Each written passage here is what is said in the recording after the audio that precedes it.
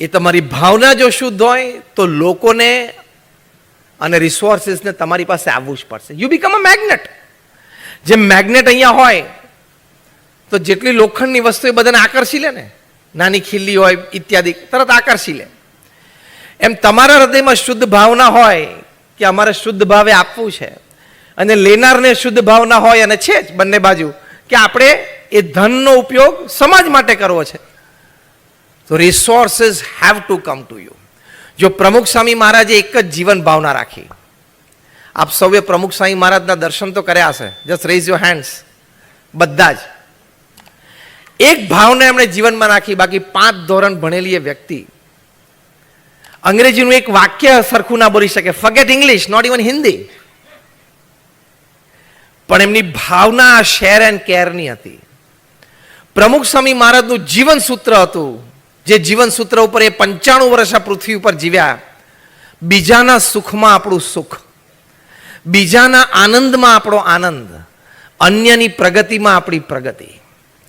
બસ આ એક વાત મનમાં રાખી, આ એક જીવન સૂત્ર લઈને ચાલ્યા, તો મેં કહ્યું એમ એમણે 45 વર્ષના ગાળામાં પોતાના જીવનકાળ દરમિયાન 1300 સમાજ સેવા સંસ્થાઓ એકલા હાથે ઊભી કરી. હોસ્પિટલની વાત છે ત્યારે અહીંયા અડાજણમાં જ અમારી પ્રમુખ સ્વામી હોસ્પિટલ છે, અને કોરોના વખતે ફૂલ ફ્લેજેડ અમે આખી હોસ્પિટલ કોરોનાને સમર્પિત કરેલી, અને સુરતવાસીઓને ઘણી બધી રાહત રહેલી. એવી રીતે હોસ્પિટલની બાજુમાં અમારી સ્કૂલ છે, BAPS સ્વામિનારાયણ વિદ્યા મંદિર સ્કૂલ છે, આ બધું મંદિરના કેમ્પસમાં જ છે. એકલા હાથે 1300, આ પૃથ્વી ઉપર વિશ્વ વિક્રમ છે.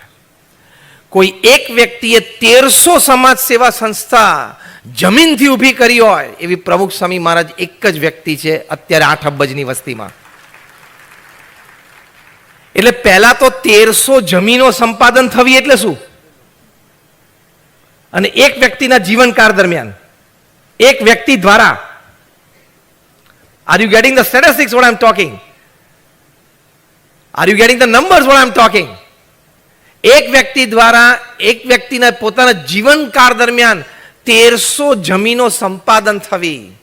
એ 1300 જમીન ઉપર શું કરવું છે, hospital, hostel, school, college, community centre, એ નક્કી થવું, એના ફંડ્સ રેઝ થવા, આર્કિટેક્ટ્સ પ્લાન ડિઝાઇન કરે, એ પ્લાન્સ લોકલ ગવર્મેન્ટ બોડીઝમાં પ્લાન ક્લિયર થવા, ટેન્ડર્સ ડિશ આઉટ થવા, ટેન્ડર નક્કી થવું, કોન્ટ્રાક્ટર નક્કી થવા, એ ઇમારત બાંધવી, ત્યાં 5-15 અમારા સમર્પિત BAPSના સ્વયંસેવકો જોઈએ મળી જવા, બીજો પેઇડ સ્ટાફ મળી જવો, એ સંસ્થાનો ઉદ્ઘાટન સમારોહ આવી રીતે નક્કી થવો થાય, અને સમાજને ભેટ આપવી, એ સંસ્થાની સમાજની સેવામાં કાર્યરત એ સંસ્થાને મૂકવી.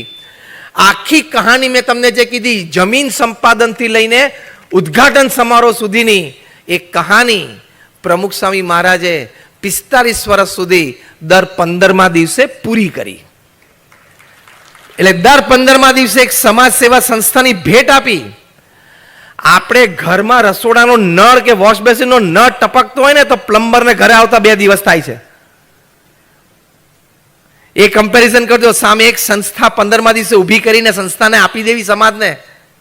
That means at any given time in BAPS કોઈ પણ સમયે ઓછામાં ઓછા 25 થી 30 સંસ્થાઓના બાંધકામ, એની કાર્યવાહી ચાલુ હોય તો જ 15મા દિવસે એક સંસ્થાનું ઉદ્ઘાટન થાય ને. અને એ પણ હવે તમને મોટી આશ્ચર્યની વાત કરું, આખો જે રેકોર્ડ મેં વાત કરી 45 વર્ષમાં 1300 સંસ્થાઓ દર 15મા દિવસે એક, એ પ્રમુખ સ્વામી મહારાજની પોતાની 51 થી 95 વર્ષની ઉંમરની ગાથા છે.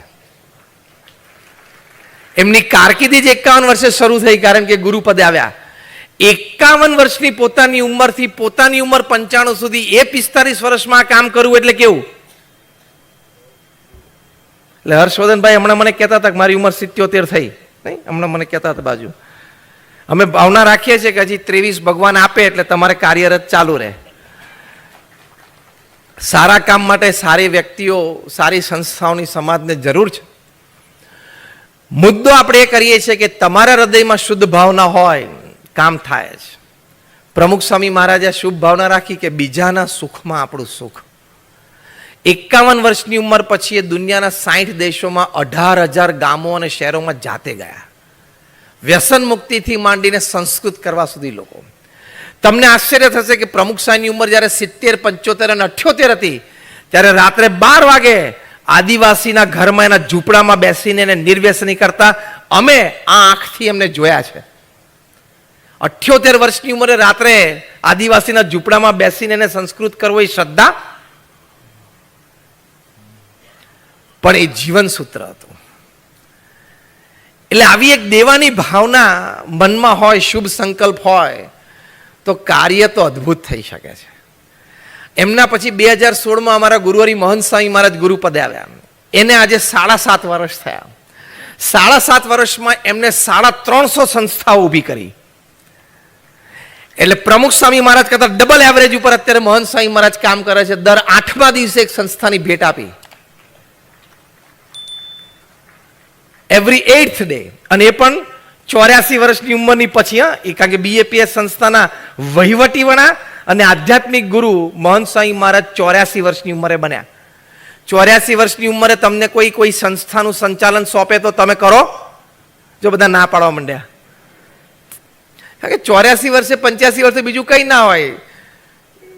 બહાર તડકો નીકળે શિયાળામાં એટલે ઘરમાંથી 2 જણા ખુરશી ઉચકીને તડકે મૂકે અને તડકો બહુ લાગે ને 2 વાર લાકડી પછાડે એટલે અંદર લાવે.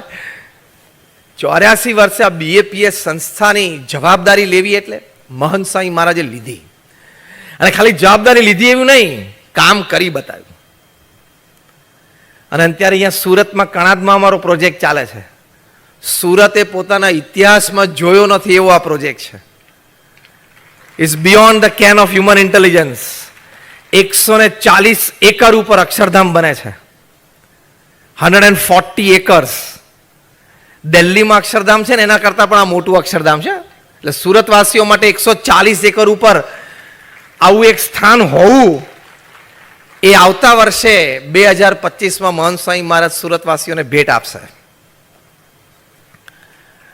હમણાં તમે 15 દિવસ પહેલા જ વાંચ્યું હશે કે BAPS હિન્દુ મંદિર અબુધાબીમાં થયું.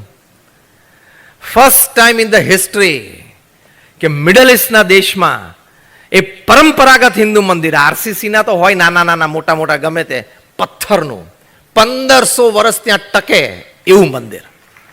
જેમ ભારત વર્ષમાં 800, 1000 વર્ષ, 1200 વર્ષ જૂના મંદિરો છે, એમાં 1500 વર્ષ અબુધાબીની ધરતી ઉપર રહેશે. પ્રમુખ સ્વામી મહારાજની આ શુદ્ધ ભાવના, BAPSની આ નીતિમય કાર્યવાહી, એને લઈને અબુધાબીના રાજા હિઝ એક્સિલન્સી શેખ મોહમ્મદ બિન ઝાયદ અલ નયન એમને રાજી થઈને પૂર્ણ પ્રસન્નતા સાથે BAPSને 27 એકર જગ્યા ગિફ્ટમાં, ભેટમાં આપી. આ હું મુદ્દો એટલા માટે કહું છું, સંસ્થાઓ આવી સારી હોય, બે બાજુ આવી સારી સંસ્થાઓ છે.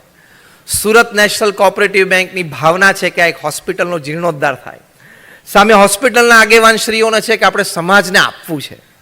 આવી સારી સંસ્થાઓ ભેગી થાય, શુભ ભાવના હોય એટલે રિસોર્સિસ આવે જ. જેમ મેં આ પ્રસંગ કહ્યું એમ BAPSને રાજાએ 27 એકર આપી.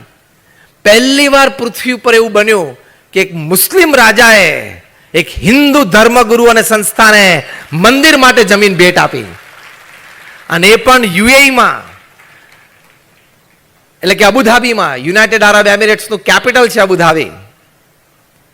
એટલું જ નહીં, રાજાએ લખી આપ્યું, લેખિત કર્યું કે BAPS હિન્દુ મંદિર અબુધાબીને આજીવન આ પૃથ્વી ઉપર સૂર્ય અને ચંદ્ર તપે ત્યાં સુધી ઇલેક્ટ્રિસિટી અને વોટર એ રાજ પૂરું પાડશે, બિલ ક્યારેય નહીં આવે. ત્રીજું એમણે લખી આપ્યું કે BAPS હિન્દુ મંદિરની પૂર્ણ સિક્યોરિટી અને આ સૂર્ય અને ચંદ્ર તપે ત્યાં સુધી આ જમીન, આ પ્રોપર્ટીની માલિકી અને હક એ BAPS સંસ્થાનો રહેશે. એટલે ભવિષ્યમાં કદાચ કોઈ પ્રસંગ બને તો આ પ્રોપર્ટીને, આ સ્થાનને ક્યારેય કશું જ ન થાય. એની માટે ઓફકોર્સ UN લીડરશીપના અમે ખૂબ ખૂબ આભારી છીએ. All my gratitudes on behalf of BAPS. પણ આમાં બે વાત છે. સંસ્થા સાચી અને સારી હોય તો રિસોર્સિસ સામેથી આવે છે, જેમ રાજાએ સામેથી આપી.